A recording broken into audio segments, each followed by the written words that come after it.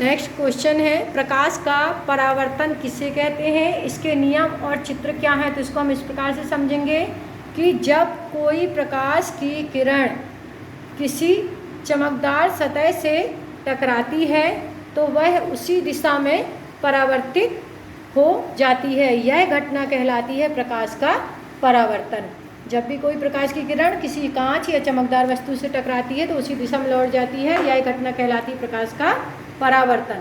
इसको जो नियम है वो दो हैं।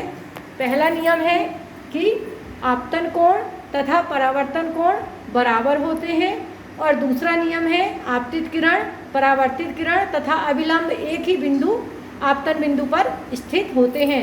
हम इसको इस प्रकार से इस चित्र के द्वारा समझ सकते हैं कि सपोज एक्स वाई एक कांच है या चमकदार सतह जिसको हम समतल दर्पण कहते हैं।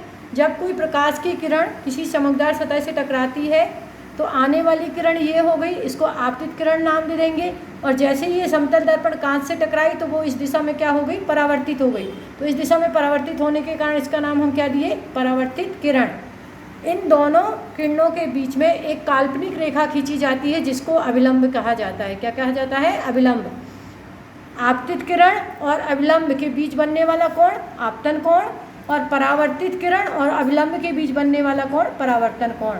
और ये जो बिंदु है वो कौन सा बिंदु होगा, जहाँ पे आपतित किरण, परावर्तित किरण और अभिलंब तीनों एक ही बिंदु पर स्थित है, इस बिंदु को आपतन बिंदु कहते हैं। ये हमारा एक नियम हो गया।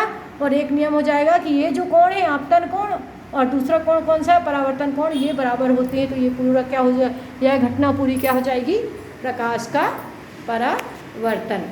इस प्रकार से हम इसको प्रकाश के परावर्तन के रूप में लेते हैं।